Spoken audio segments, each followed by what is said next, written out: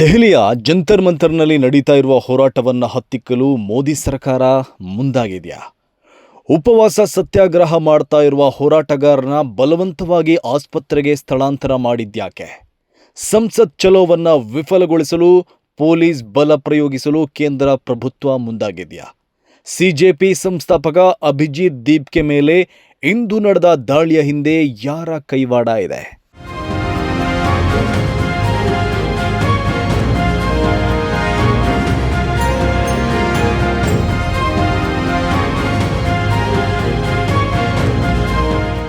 Neat ಪರೀಕ್ಷೆ ಹಗರಣ, ಶಿಕ್ಷಣ ವ್ಯವಸ್ಥೆಯಲ್ಲಿನ ಅಕ್ರಮಗಳು ಮತ್ತು ಹಲವು ಜನಪರ ವಿಚಾರಗಳನ್ನಿಟ್ಟುಕೊಂಡು ದೆಹಲಿಯ ಜಂತರ್ ಮಂತರ್ನಲ್ಲಿ ಕಾಕ್ರೋಚ್ ಜನತಾ ಪಾರ್ಟಿ ನಡೆಸ್ತಾ ಇರುವ ಆಂದೋಲನದಲ್ಲಿ ಇಂದು ಹೈಡ್ರಾಮವೇ ನಡೆದು ಹೋಯಿತು.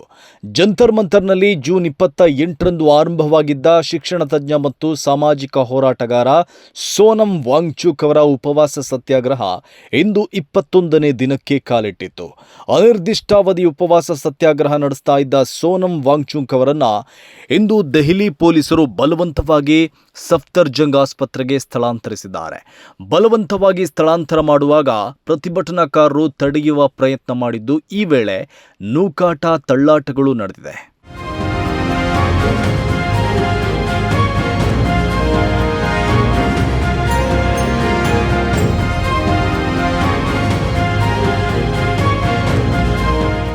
ವಾಂಗ್ಚುಕ್ ಅವರ ಸ್ಥಳಾಂತರ ನಾಟಕೀಯವಾಗಿ ನಡೆದು ಹೋಯಿತು. ಸೋನಂ ವಾಂಗ್ಚುಕ್ ಅವರನ್ನ ಸ್ಥಳಾಂತರಿಸಲು ಬೆಳಗ್ಗೆ 7 ಗಂಟೆಗೆ ಜಂತರ್ ಮಂತರ್ಗೆ ಎಂಟ್ರಿ ಕೊಟ್ಟ ಪೊಲೀಸರು ಸಮವಸ್ತ್ರ ಧರಿಸದೆ ಮಫ್ತಿಯಲ್ಲಿ ಬಂದಿದ್ರು. ಯಾವುದೇ ಮುನ್ಸೂಚನೆ ನೀಡದೆ ಅವರು ನೇರವಾಗಿ ವೇದಿಕೆಯೇರಿ ವಾಂಗ್ಚುಕ್ ಅವರ ಬಳಿಗೆ ಹೋದರು. ಅವರನ್ನ ಹಾಸಿಗೆ ಸಮೇತ ಎತ್ಕೊಂಡು ಆಂಬುಲೆನ್ಸ್ನ ಹತ್ರ ಸಾಗಿದ್ರು. ಈ ದೃಶ್ಯ ಅಲ್ಲಿ ನೆರೆದಿದ್ದ ಪ್ರತಿಭಟನಾಕಾರರು ಮತ್ತು ಮಾಧ್ಯಮಗಳಿಗೆ ಗೋಚರಿಸದಂತೆ ಬಿಳಿ ಪರದೆಗಳನ್ನು ಅಡ್ಡ ಹಿಡಿದಿದ್ರು.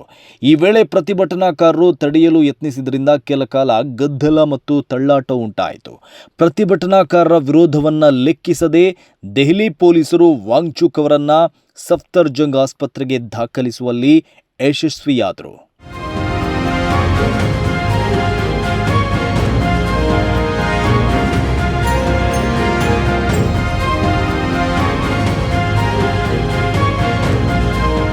ಕಳೆದ 3 ವಾರಗಳಿಂದ ಆಹಾರ ಸೇವಿಸದೆ ಉಪವಾಸ ಸತ್ಯಾಗ್ರಹ ಮಾಡಿದ್ರಿಂದ ವಾಂಗ್ಚುಕ್ ಆರೋಗ್ಯ ತೀವ್ರವಾಗಿ ಹದಗೆಟ್ಟಿತ್ತು.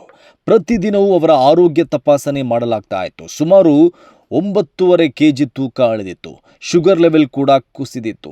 ಡಿಹೈಡ್ರೇಷನ್ ಹೆಚ್ಚಾಗಿದ್ದರಿಂದ ಜೀವಕ್ಕೆ ಅಪಾಯವಾಗಬಹುದು ಎಂಬ ಮುನ್ನೆಚ್ಚರಿಕೆ ನೀಡಲಾಗಿತ್ತು.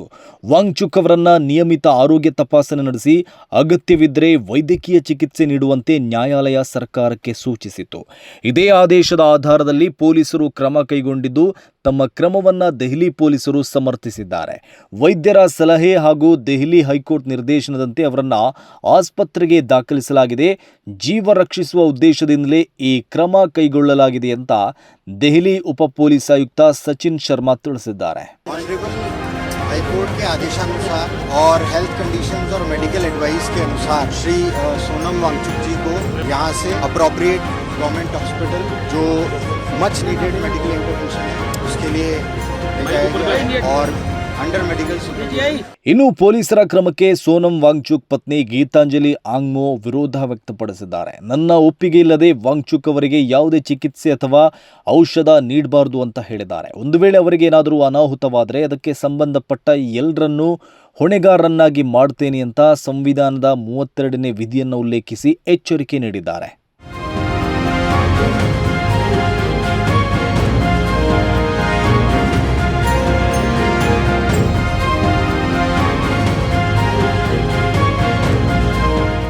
ವಾಂಗ್ಚುಕ್ ಅವರನ್ನ ಸ್ಥಳಾಂತರ ಮಾಡಿದ ಬಳಿಕ ಜಂತರ್ ಮಂತರ್ನ ಹೋರಾಟ ವೇದಿಕೆ ಭಾವನಾತ್ಮಕವಾಗಿತ್ತು ಮತ್ತು ಹೋರಾಟದ ತೀವ್ರತೆಯನ್ನ ಹೆಚ್ಚಿಸಿದೆ. ಕಾಕ್ರೋಚ್ ಜನತಾ ಪಕ್ಷದ ಸಂಸ್ಥಾಪಕ ಅಭಿಜಿತ್ ದೀಪ್ಗೆ ಕಣ್ಣೀರು ಹಾಕುತ್ತಲೇ ಪೊಲೀಸ್ ಕ್ರಮವನ್ನ ತೀವ್ರವಾಗಿ ಖಂಡಿಸಿದರು. ಇದು ಒಬ್ಬ ವ್ಯಕ್ತಿಯ ಮೇಲಿನ ಕ್ರಮ ಮಾತ್ರ ಅಲ್ಲ, ದೇಶದ ಪ್ರಜಾಪ್ರಭುತ್ವದ ಮೇಲಿನ ಗಾಯ ಮತ್ತು ದೇಶಕ್ಕೆ ಮಾಡಿರುವ ಅವಮಾನ ಅಂತ ಅವರು ಆರೋಪಿಸಿದರು. ಅಷ್ಟೇ ಅಲ್ಲ, ತಾವೇ ಅನಿರ್ದಿಷ್ಟಾವಧಿ ಉಪವಾಸ ಸತ್ಯಾಗ್ರಹ ಆರಂಭಿಸುವುದಾಗಿ ಅಭಿಜಿತ್ ದೀಪ್ಗೆ ಘೋಷಿಸಿದರು. ವಾಂಗ್ಚುಕ್ ಅವರ ಹೋರಾಟ ಇಲ್ಲಿಗೆ ಮುಗಿಯುವುದಿಲ್ಲ, ಅವರು ಆಸ್ಪತ್ರೆಯಲ್ಲಿದ್ದರೂ ಈ ಹೋರಾಟ ಮುಂದುವರಿತದೆ ಅಂತ ಹೇಳಿ ಜಂತರ್ ಮಂತರ್ನಲ್ಲಿ ಉಪವಾಸಕ್ಕೆ ಕುಳಿತರು.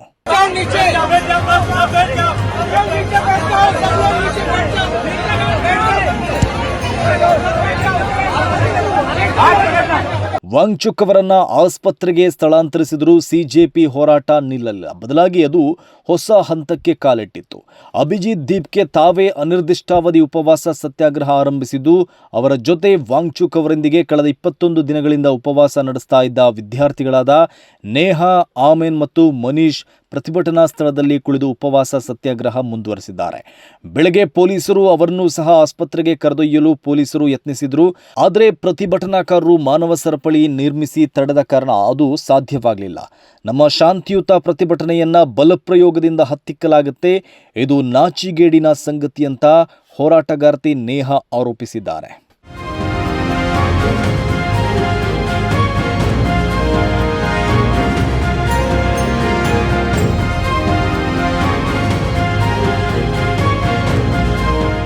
ನಿನ್ನೆಯಷ್ಟೇ ಹೋರಾಟದ ವೇದಿಕೆಯಲ್ಲಿ ಮಾತನಾಡಿದ್ದ ವಾಂಗ್ಚುಕ್, ನಾನು ದೈಹಿಕವಾಗಿ ದುರ್ಬಲನಾಗಿರಬಹುದು, ಆದರೆ ಮಾನಸಿಕವಾಗಿ ಸದೃಢವಾಗಿದ್ದೇನೆ.